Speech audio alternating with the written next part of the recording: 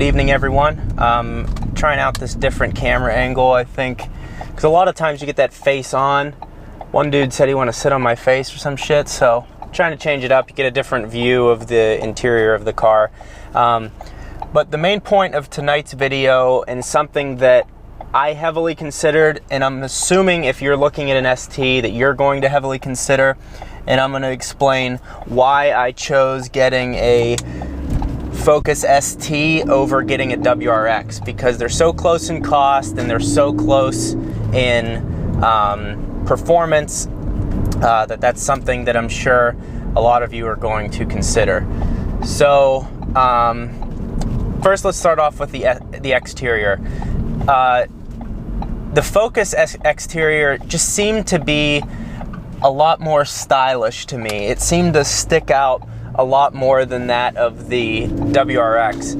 The WRX doesn't look bad, but it just doesn't look that different from the previous generation. It doesn't stick out or do it. It's just kind of like a normal sedan driving down the road. And the ST, they redid the front of it. They added a little bulge to the hood. You have the back spoiler. You have the nice wheels. Again, it's all subjective, but in my opinion, the ST just looks better. Its appearance is pops a lot more than that of the WRX. And it's really amazing what that spoiler does on the STI. That literally changes the entire car. Now, you could say, well, why don't you just throw the spoiler on the WRX and save you all the money compared to upgrading the STI? But the reason I didn't do that is because that's kind of like faking it. You're kind of tricking people, saying, oh, there's an STI. Wait, no, it's not. I just wasn't really not into doing that. So if we go ahead and move from the outside, the exterior of the car, which is, I mean, that's pretty subjective. Some people like the STI or the WRX. Some people like the ST outlooks. It just looks. On the interior of the car, I don't know that it's really subjective. I think that the ST has a much higher quality interior. The leather on the seats is a higher quality than that of the WRX. The WRX also, the seats, I was going to get the leather seats that they offer there, and they're not that well bolstered, and they're the same in the STI. They're just kind of, they don't make you feel special, and when you sit on them, they're kind of firm.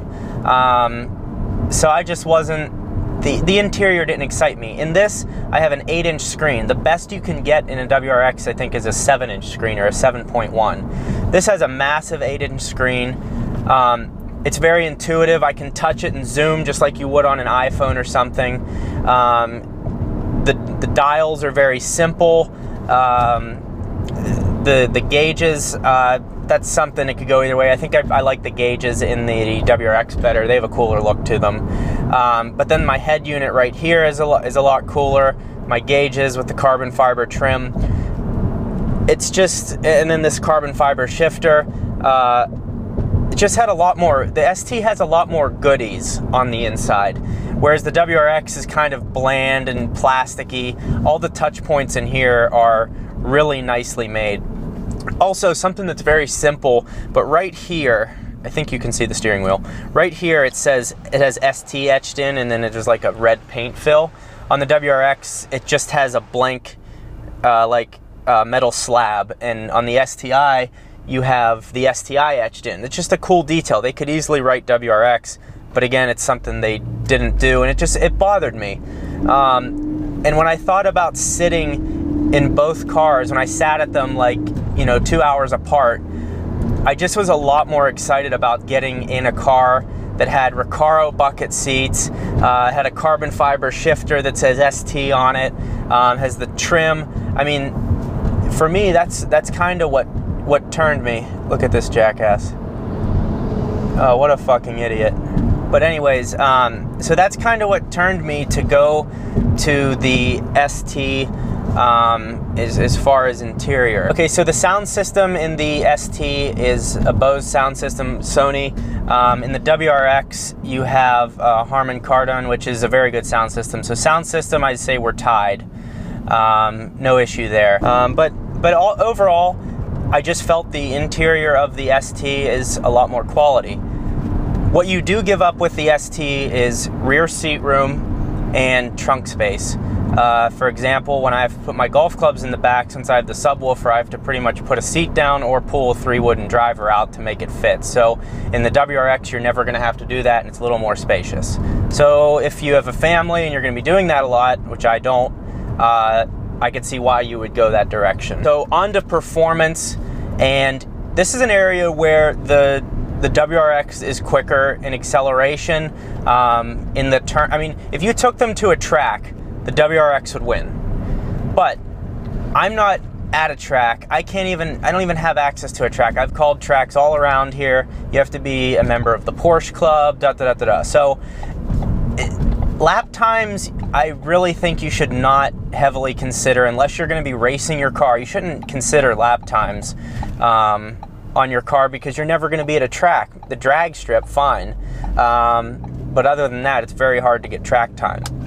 So it is quicker, but what I like about this car is it's more lively. The WRX is very planted, and you can't really get it loose without being out of control.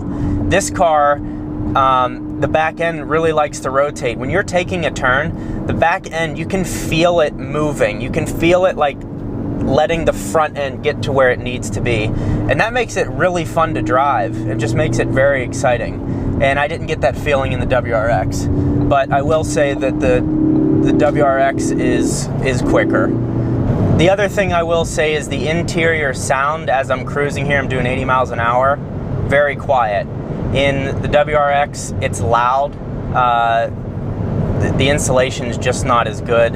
And even the touch of like the door handles, like when you're pulling it from the outside, they feel cheap, and like you could break them if you pulled them hard enough. So the ST feels like a lot more quality. So again, that's why I went this route. Now, something I want to talk about that I want to talk about that would have totally changed my decision is the fact that I live in Phoenix, where there is no snow. If I were living in Pennsylvania, where I used to be, or the Northeast, or somewhere where there was snow, I probably would have gone with the WRX or the STI, because you want all-wheel drive just for the traction when it does snow, and then you'd still have a fun car. Having a front-wheel drive car in snow is not the most. You're cautious when you're driving. In a WRX, you could still zip around and have some fun. So that's something. The final thing I want to note that is crazy to me is when I was building a WRX on the site, you can get them. I could get it up to $35,000 to have everything I wanted in it. So to build it to the equivalent of having everything I have in this fully loaded 2016 Focus ST3, if I wanted all of that in a WRX, I could get it up to $35,000, which is totally ridiculous, because you can get an STI for $34,000 starting out, and you're not getting the performance. So when it came down to it, if I wanted to get all the stuff that I wanted in the WRX, it would cost me $5,000 more than this. And that was just a total deal breaker, and I was done, and I went and got the ST. So those are my reasons on why I chose the ST, and feel free to comment, argue with me, whatever. That's my opinion, and I'm happy I made this decision. So yeah, I appreciate you guys all the support and watching the video. Shout out to Hawaii. I'm wearing a shirt that says Hawaii. I've never been to Hawaii. I don't know why I have it, but I'm wearing it. So if I have any Hawaiian viewers, comment below. Plenty more videos to come, and we'll see you soon.